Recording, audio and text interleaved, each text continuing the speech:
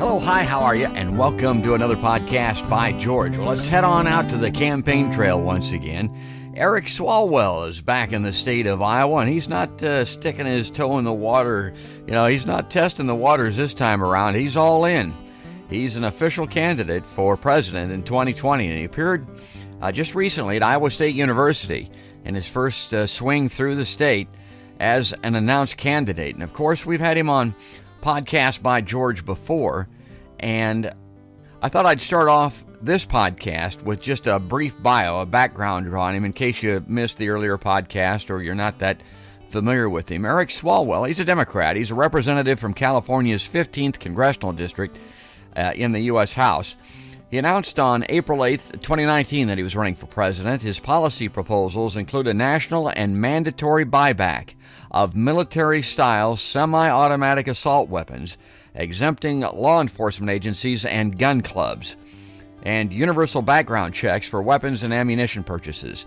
He's also called for no-interest federal student loans, debt-free college for work-study students, and increased investment in curing diseases like ALS and Alzheimer's. Now, I'm interested in all that stuff, and we'll get to that in his presentation up in Ames, including some questions from Podcast by George.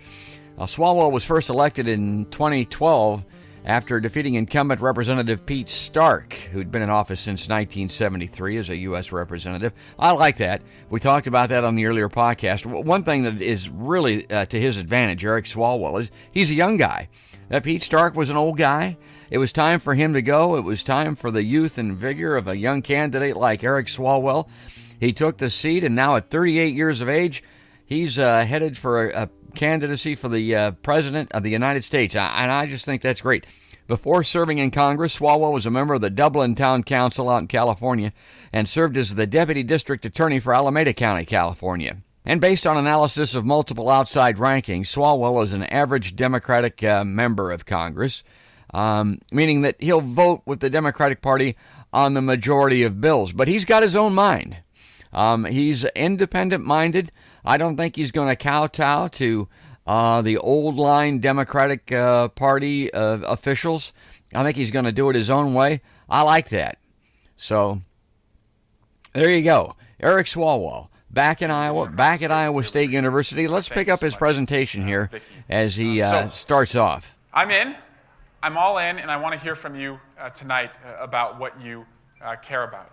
But I first want to just thank many of you because you did a lot of work in the last few months, right before the midterms, to make sure that what we care about on health care, what we care about on taxpayer dollars going to education and transportation and not tax cuts for the wealthiest is protected, and that what we care about when it comes to putting a balance of power on abuses of power is put in place. And so with your energy, we were able to elect 2 new Iowans to Congress. Iowa made history, the first 2 women ever to serve in the United States Congress, in Cindy Axne and Abby Finkenauer, and that is because of the work that you've done. And as someone who's had to live the last 2 years in Washington, D.C., I can just tell you, by giving us the majority, by putting Speaker Pelosi behind President Trump as he gave the State of the Union this year, you've cut our time in hell in half. Just imagine what it would be like if we didn't have the majority. But I came here today, though, to talk to you about not only what we can protect, but if we keep the House, if we win the Senate and put a Democrat behind that desk in the White House, we can actually start advancing values that will make all of our lives better. Okay, so like, the Bernie Sanders podcast that we did, I'm going to jump in and out of here to make a comment or two that I think is important. And this one really is important. And it separates him a little bit from some of the other candidates. Did you hear what he said there? He said, if we keep the House, if we get a Democratic senator, And if we elect a Democratic president, we can begin to turn this crap around, basically, is what he's saying. Well, yeah, it isn't just the electing of a president. Just electing him is not enough. It won't get it done. Bernie says it's not me, it's us. It's all of us together. Well, yeah, what does that mean exactly? Well, I mean, I think we're already there as far as supporting a point of view is concerned. The people are concerned. But we got to get a House, we got to get a Senate, and we got to get a president. And if we do that, much like what the Republicans had that resulted in what we have today, we can change things. So let's continue. The promise is simple. No matter who you are, who you love, who you worship, where you're from, if you work hard, that blood, sweat, and tears should add up to doing better for yourself and dreaming bigger for your kids. It's something I learned about here in Iowa. I was born in northwestern Iowa. My dad was a cop. My mom, she made dollhouses in our garage, baked wedding cakes in the kitchen, raised 4 boys, and in our living room had a pretty large but probably unlicensed daycare facility with kids just running around everywhere. But their simple dream for me was that hard work would add up to their firstborn son to going off and being the first in the family to go to college. And so I saw them chase that dream all over the country. We moved from Iowa to Oregon, up and down California, and they put me to work as soon as I was able. So I knew the value of hard work. At age 9, I was on a paper route. And you can learn a lot about where the promise of America is being fulfilled on a paper route.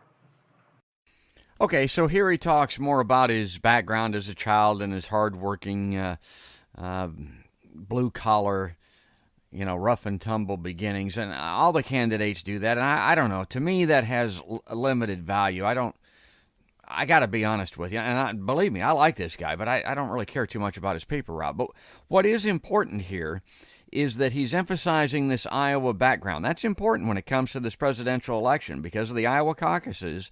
And the question is, will he get a jump start? Will some of his extra juice come from the fact that he's got this Iowa heritage? I don't know. And one reason I'm a little dubious is because the people from the area that he grew up in, up around Algona, Sac City, on into Northwest, that's Stephen King country, folks. I mean, they don't give a tinker's damn about Democrats up there.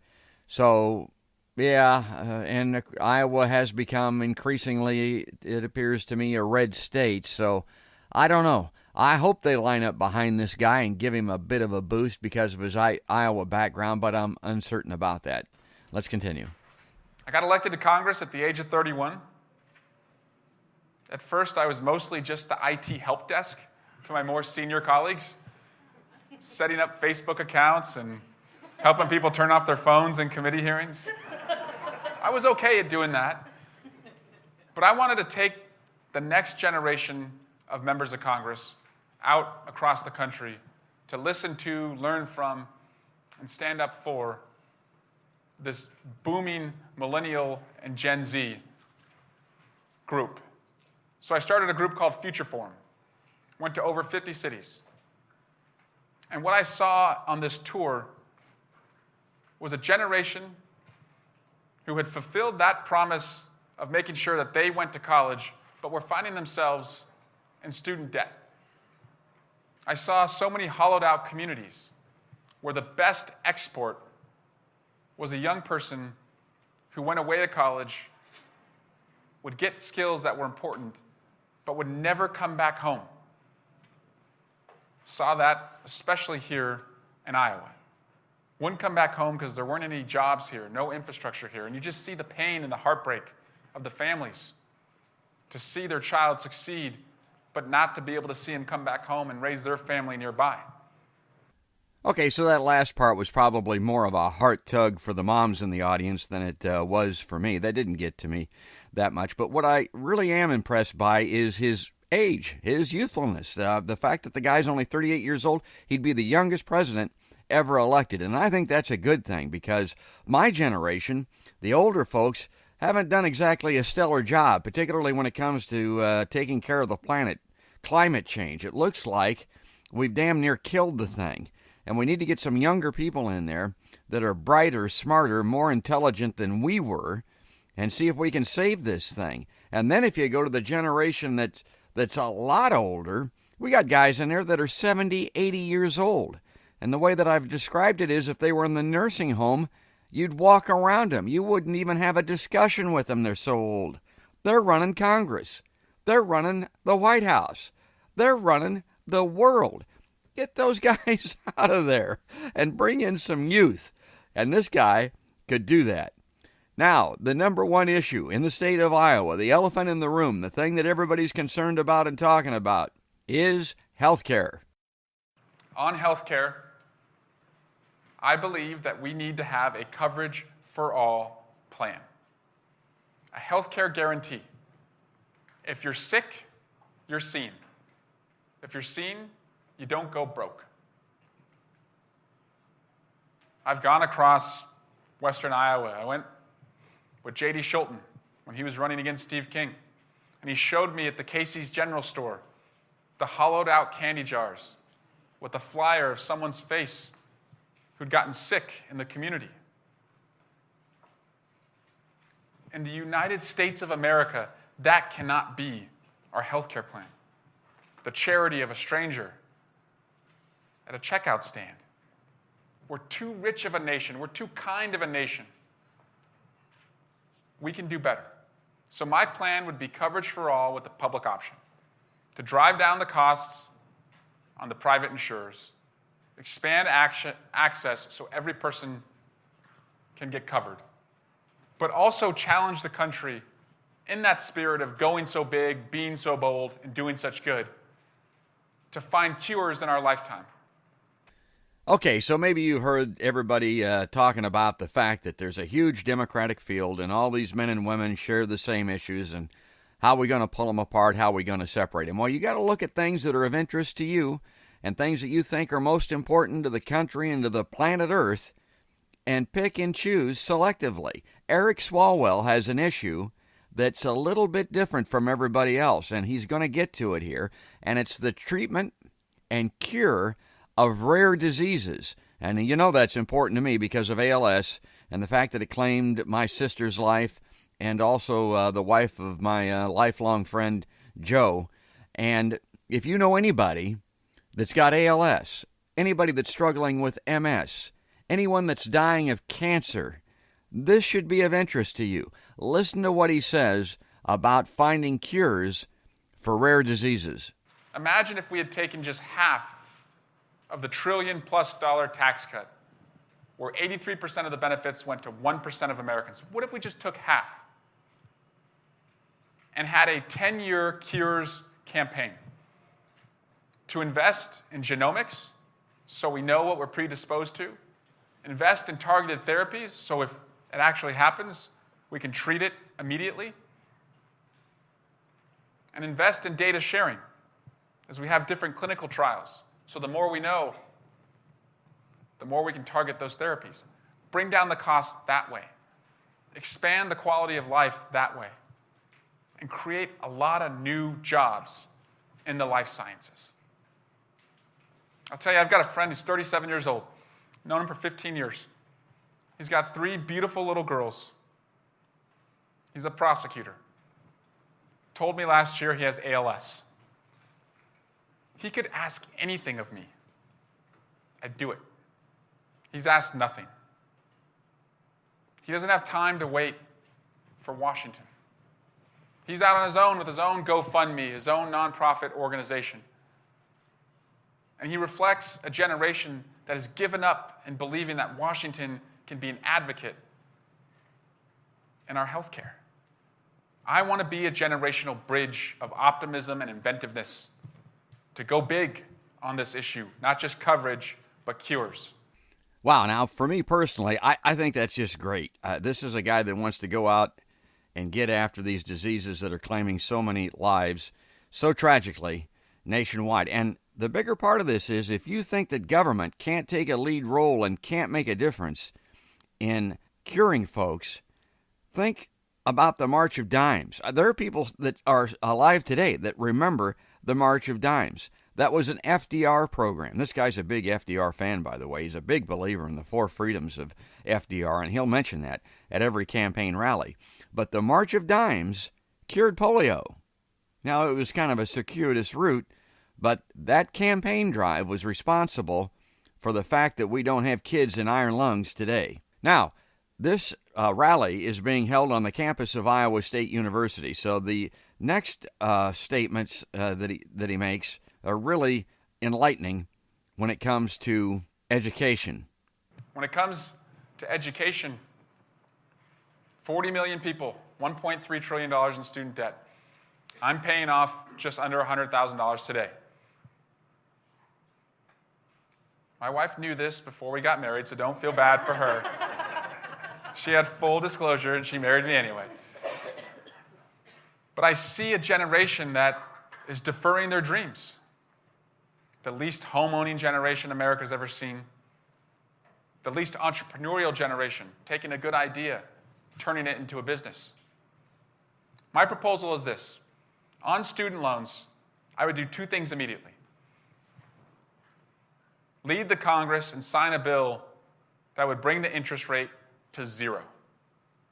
The government should not make a penny on the interest of recent graduates.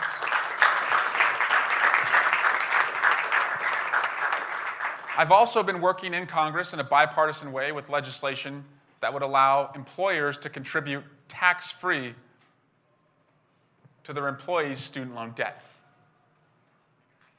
And when it comes to college, because if you're a student today, you're wondering, what about the high tuition that I'm paying?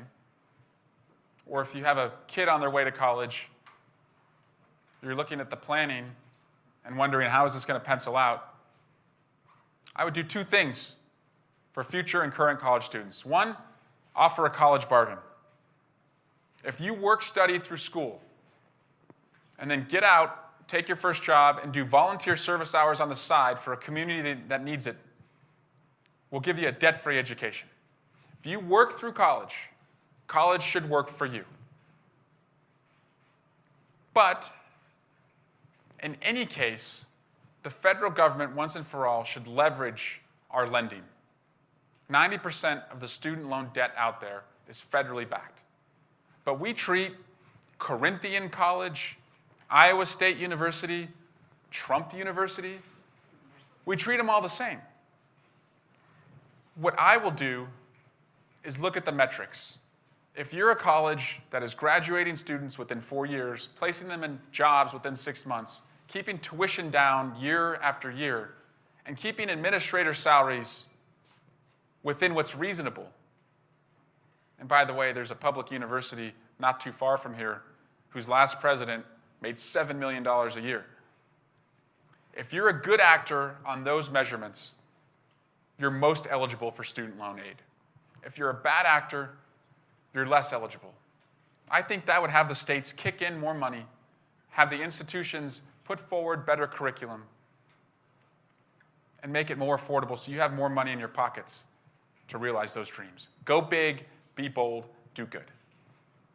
Okay, so let's talk just briefly here about some past podcasts by George. And this isn't an advertisement. I'm not trying to push you into listening to something that you don't want to, but hopefully you've been listening to these podcasts as we've gone along, because the issues that have been identified, the things that have been talking about, keep popping up in subsequent podcasts. Now, just recently, the podcast before this, as a matter of fact, we had Professor Dr. Stephen Schmidt at Iowa State University on the program, and he was talking about what separates candidates one from the other. And he admitted it's not going to be easy, but he said they all have to have, and I thought this was great, a great analogy, they have to have their own secret sauce.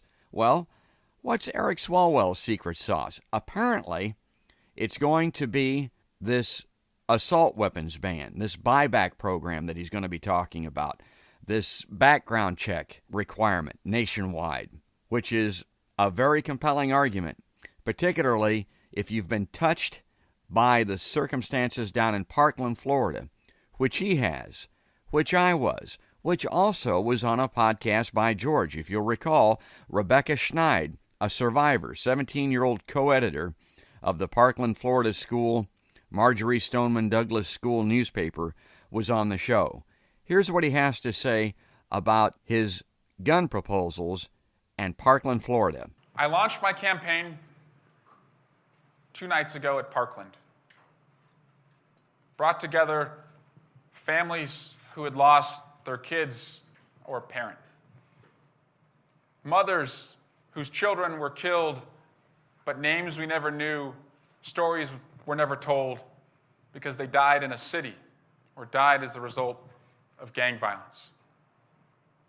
I'm just convinced, after talking to the students, after talking to the moms, that your right to hug your child when she comes home, to dance at a concert, pray at church, shop at the mall, laugh at a theater, is greater than any other right in the Constitution, period. And we should start reflecting that with the laws that we pass in Washington. And I don't accept anymore that this is a divisive issue. I do accept that there is a vocal, tweeting, shouting, bullying minority on this issue, but I'm not afraid of them. And you're not either.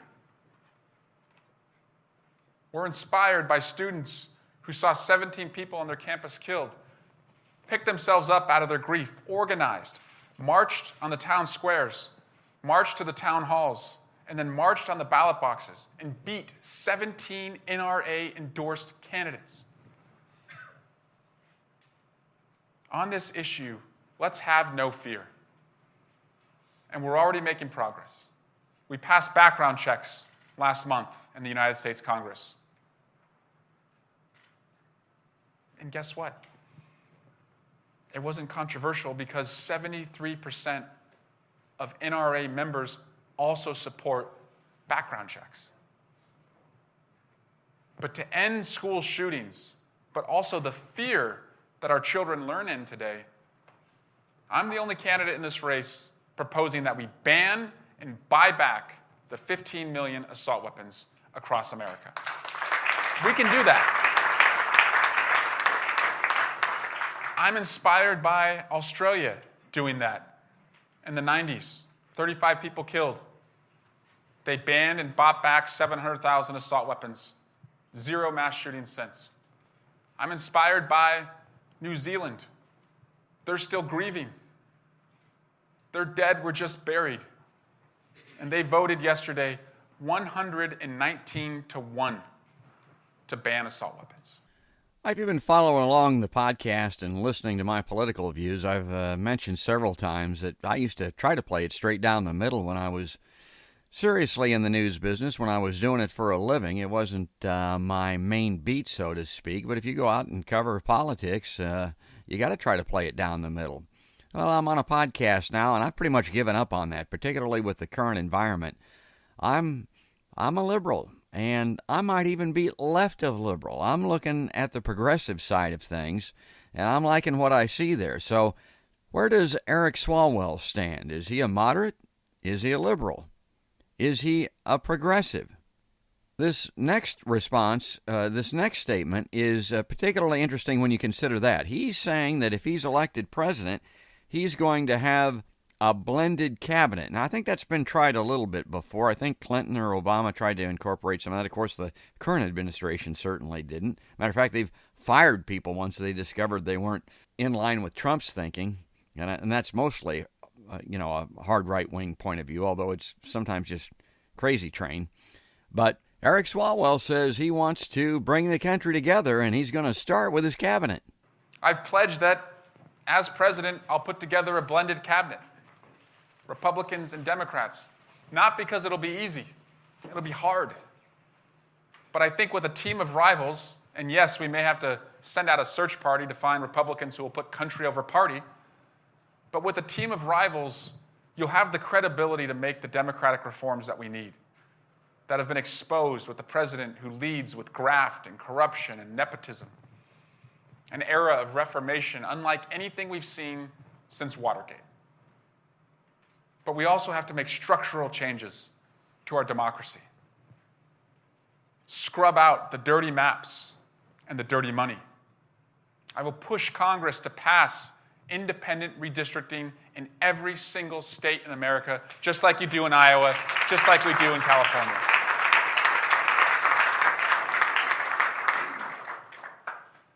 And I will push Congress to pass a stripping down to the studs of the Citizens United ruling, to require every corporation to disclose to their shareholders money that they're spending in our elections to silence your voices.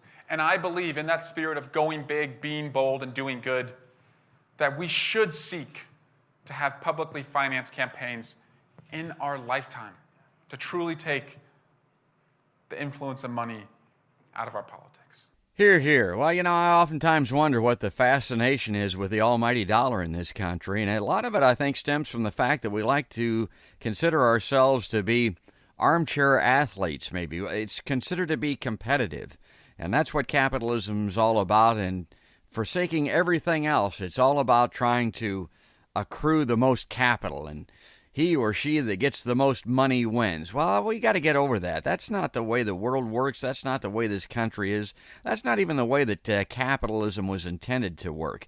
So I like what he's saying there.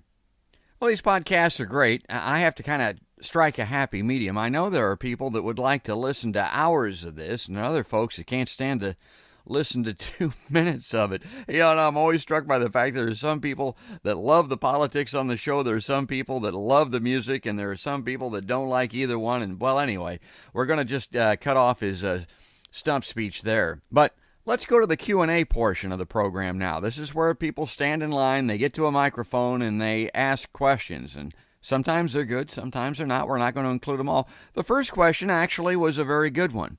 And it's going to have a follow-up question by Podcast by George at the little press gaggle afterwards. I'm going to follow up on this next response that he has to a questioner that asked him about the rural vote and how he intends to win over farmers in the state of Iowa, which, as far as the rural areas are concerned, they've been voting Republican for a long time now. Here's what he says. And I recognize that we have to win rural voters back. We have to win farmers back who've been devastated by this economy. They've been devastated by a reckless tariff policy that rightfully understands the predatory practices of China, but incompetently is going it alone without any other victim countries who we could band together with to make this case and not hurt our soybean and hog farm farmers. Andrea took me out last year. We went to a farm and talked to a soybean farmer. And what he told me, I'll never forget. He said, look, I can probably weather this for a little while, but bank's not going to lend to me if I'm going into a second year of not being able to show a profit. And that's hurting our farmers. And market consolidation is also hurting our farmers. It's hurting the competition that they need, to buy their seed and to buy their feed. And when there's fewer options, the cost goes up for them. And so, making sure that we have a Department of Justice that enforces, antitrust law is important to me as well. Okay, so that's one of those moments where my radar goes up, and I think I got to ask him a question. I got to follow up with this, and that's coming up very shortly here, right after the main part of the presentation. So listen to Eric Swalwell when he talks about issues. One thing I really like about him is he talks in specificity. I like that word, too. But he talks in terms of actual solutions to problems. He talks in terms of actual policy. He's very pragmatic. He doesn't get up and say, when I get elected, we're going to do this, because that always begs the question, well, who's we and how are we going to do that?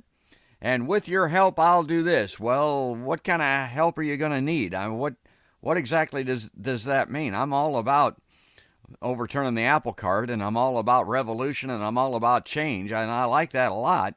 But if you don't have a real concrete method of doing it, it's all just hyperbole. So let's get to the next big issue. Here's the big one for Podcast by George that we talk about all the time, and it's climate change. Yeah, so I'm unapologetically a supporter of the Green New Deal. But more importantly, on day one, I'm going to take the oath, get on a plane. I'm going to go on a global affirmation tour. Not just for our mutual defense agreements with NATO and South Korea and Japan and Australia, but to look all of the countries' leaders in the eyes and tell them, we want to be back at the table for a climate accord, and propose that we host a climate summit in the United States to have the next iteration of the Paris Climate Agreement. So I think first we have to approach this globally, but second, green the economy. So I see it as an opportunity with infrastructure dollars to invest in wind, solar, alternative fuel sources, as well as fusion. In my district, we're investing heavily in inertial confinement fusion. Russia and China are doing that. That would be one of the cleanest sources of energy. Here's the challenge, though. We have to make sure that no longer is there a false choice for a worker where they're told, especially a pipeline worker, a pipe fitter, a laborer, where they're told you have to decide between your job, feeding your family, and addressing clean air and clean water. And here's how I'd do that. I would deploy technologies to the fossil fuel extraction work sites. Carbon sequestration, carbon capture, carbon reuse. Bring those sites down to carbon neutral so those workers can keep working and getting a paycheck. I would make sure that the younger workers who are going to have a longer runway in their career have a skills bridge that we could have fossil fuel companies pay into so that they can get the skills for these new renewable economies, so that they can transition into them, but also expect if we have public investments in those economies that they're going to have high labor standards so that these are not just non-union jobs that don't pay much. And then third, what I would really expect to do is make sure that in our infrastructure bill, it's a public investment with a project labor agreement so that you have local hire in the areas that are going to have their economies green. That way, you get rid of that false choice. And if we do it right, addressing climate change won't start an argument. It'll start a lot of people's work days. That's how we'll get there. Yeah, I'm happy to bring these campaign appearances to you on Podcast by George and put my particular spin on it, and I hope you enjoy it. And I hope you get out and actually see some of them. And one thing that you'll notice when you get out to the events is there are people attending that are not of a like mind, so be prepared for that. In this instance, at this particular rally, there was somebody there representing the NRA. Now, I don't know if they were there in an official capacity or just there of their own interest, but I saw this guy standing in line. I don't know. I just thought, okay, this is going to be an NRA guy. Let's see what his question is. And his point of view, I think, was that we don't need to do anything about weapons and gun violence here in the state of Iowa, which is where he's campaigning and kicking off his presidential campaign, because we have a lower murder rate in this state. And Eric Swalwell went on to tell him that, well, he's a representative in California, and he'd be the first to explain that, and he was a district attorney, too. He was a prosecuting attorney, anyway, that these weapons come in from out of state. They come in from wherever they can be gotten, and if they're easier to get somewhere else, they'll pour into your state, regardless of what your gun control laws are. So we need to have something done nationally, and first and foremost, and probably the easiest, is background checks, because, as he mentioned, the NRA members actually support that. But this guy was particularly interested in assault weapons, and Eric Swalwell is telling him that's what my buyback and ban program would address. And the reason is you don't need to have them to protect your home. You don't need to have them to go hunting. You don't need to have them to enjoy shooting as a sport. Although his program would actually, I think, allow police departments and shooting clubs to continue to own these assault rifles. Anyway, let's pick up what he has to say as he's addressing specifically the assault rifle ban. I think those weapons are different than pistols, shotguns, and long rifles, and I want to protect every kid, every theater goer, every concert goer, every worshiper at a church from a mass shooter leaving them with no chance. Yeah. So are you saying it's the strength of the round is the problem? Say it again? Are you saying the strength of the round is the problem?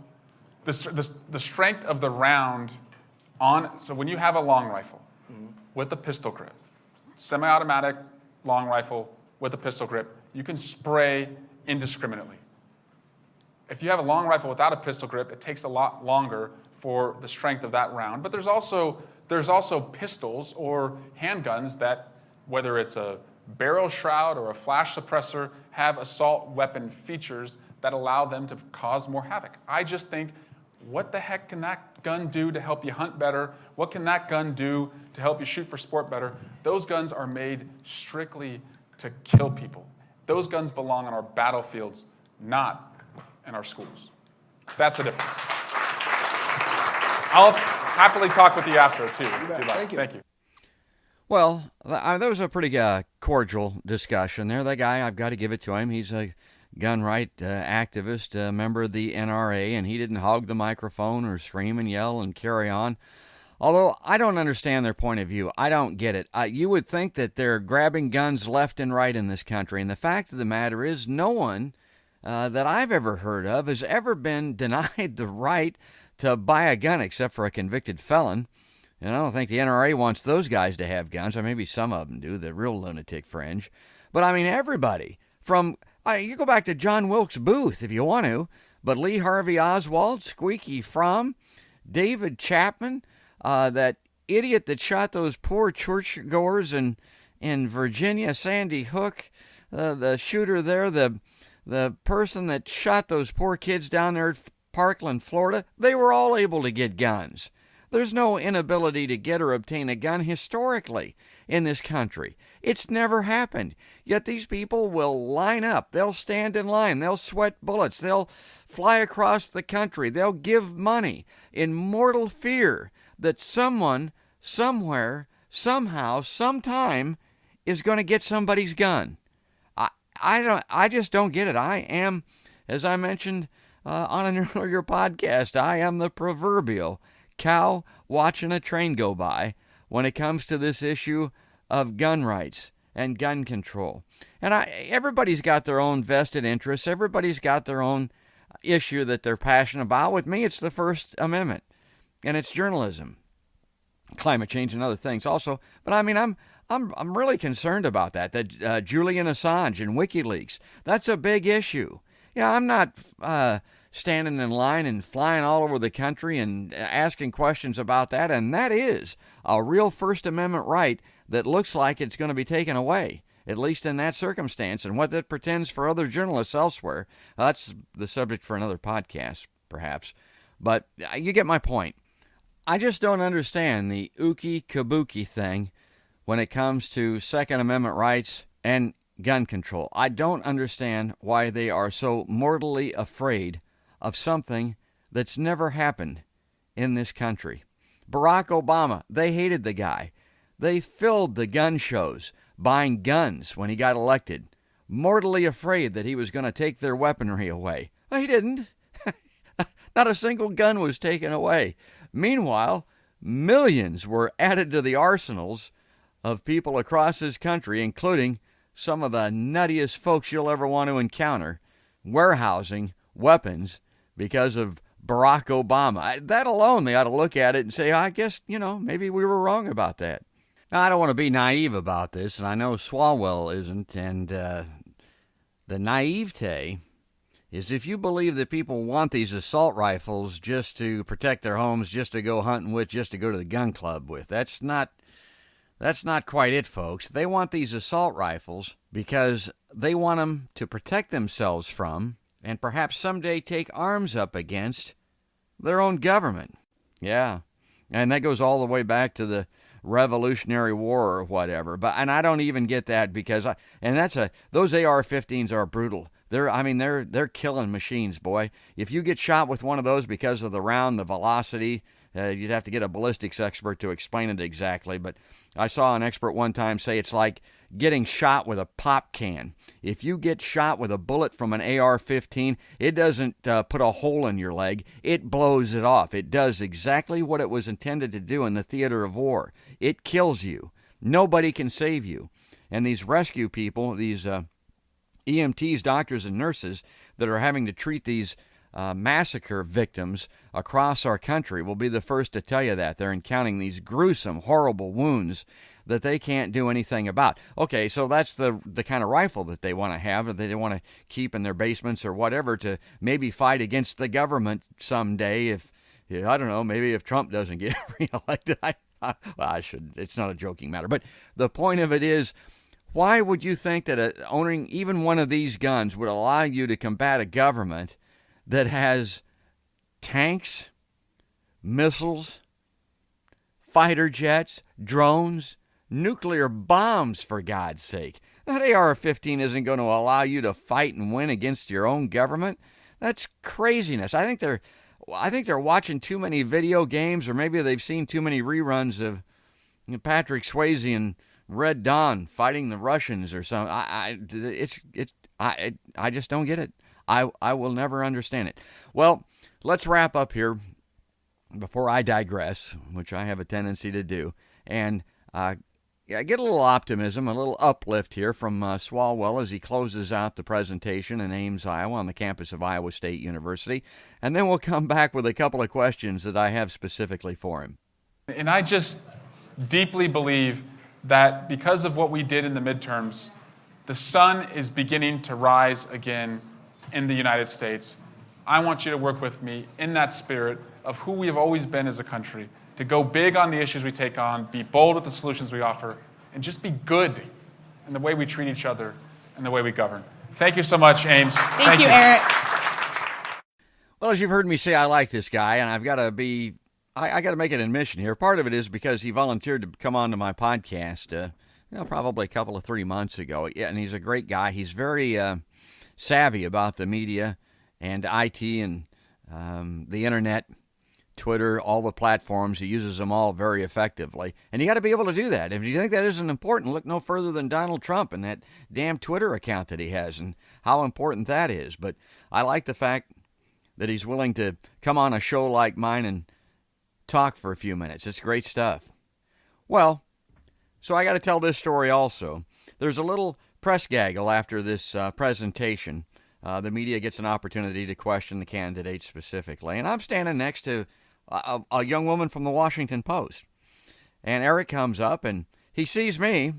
And I said, and I could tell that he recognizes me. And I said, Representative Swalwell, it's Podcast by George. He says, yeah. He says, I was on Podcast by George. I said, yeah, I know you were. He says, how you doing, George? I said, well, I'm doing great. How you doing? And these reporters are standing around the young woman from the Washington Post. And I've got my microphone ready to ask the question. I deferred to her. I said, well, the Washington Post probably should ask the first question. And Eric Swalwell says, no, George, go ahead, ask your question. So here, I just love that. So here's the question. Well, here's my question, and correct me if I'm wrong. I listened to you talk about the gun issue. Yeah. And my experience in life really has been, it's very difficult to argue against the gun enthusiasts because they say, well, you don't own guns. Yeah. You've never been around guns. Yeah. You don't get it. You don't feel the fear of the Second Amendment being withdrawn because it's not part of your life. Yeah. It is with you. Now, this is unique among in the Democratic field. It's a huge field, but I think you've got a unique position there. Yes, my dad was a hunter, and when I was a prosecutor, we'd go out to the range and have to fire the weapons just so I could explain how they work to a jury.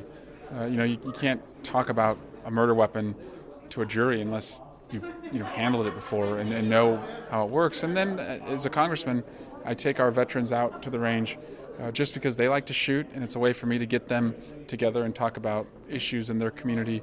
It's also a way for the sheriff's office to recruit. So, yeah, I'm comfortable around firearms. I like shooting guns. I just happen to think that there are, restrictions that could make all of us safer, and I just no longer accept that it's a divisive issue. Like we've always been, that's been a tactic of the NRA is to tell us that it's divisive, but it's not divisive. It's not even divisive among their members. So I'm just leaning in on this with the moms and the students at my back, and I think we're on the right side of it. The second question has to do, and I heard your response on the farm vote. Yeah.